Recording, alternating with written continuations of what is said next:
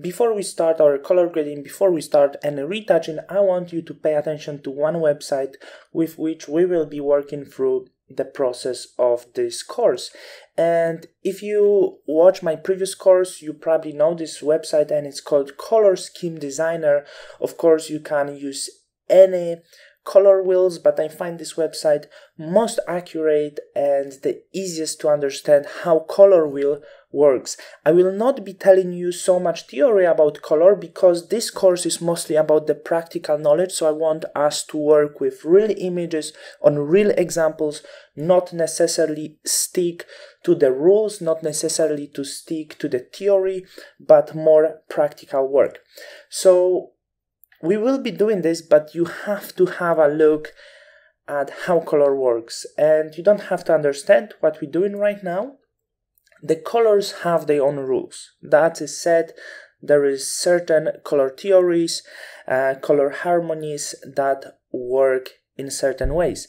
And no matter with what you are working, if it's design or photography, these rules are applied to the photography. That's why some images, especially made by amateurs, look so bad, and the images that are done by professionals look so good. Because the difference is professionals knows how the color works, so they can build the composition around the image. And this course is about building composition for your own work to make your images looking just great. And we have few different color theories, depends what we are doing.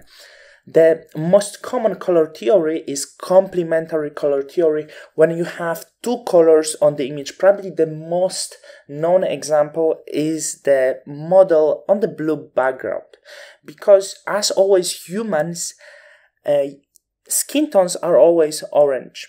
No matter which color of the skin will be, the tones are always orange. And what looks best with orange skin tones, let's have a look over here. You can just grab it and go into orange skin tones, and you can see that this soft blue color is perfect for humans. So if you shoot the portraits, the blue background more likely in many cases will be looking good.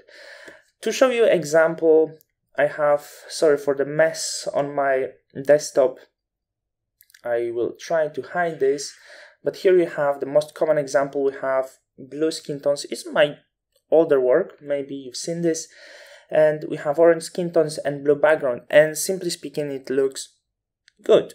We won't be working on this example, it was worked, it's too easy, we want something different. So that's the first example.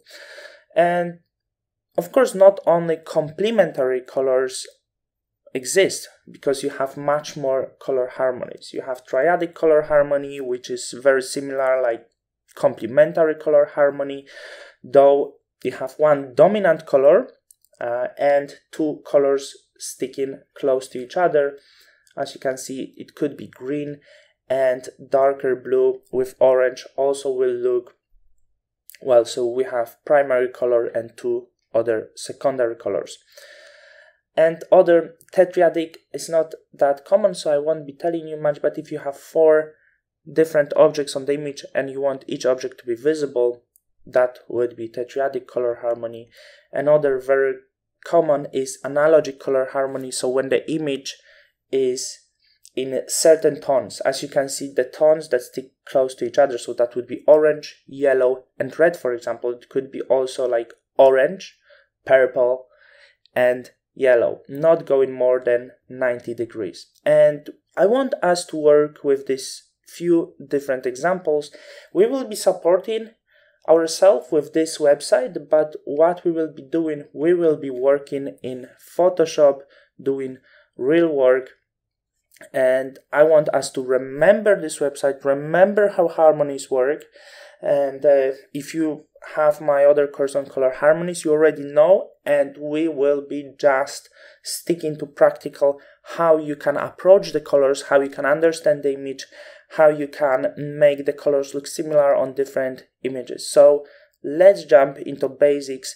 Let's process our first images.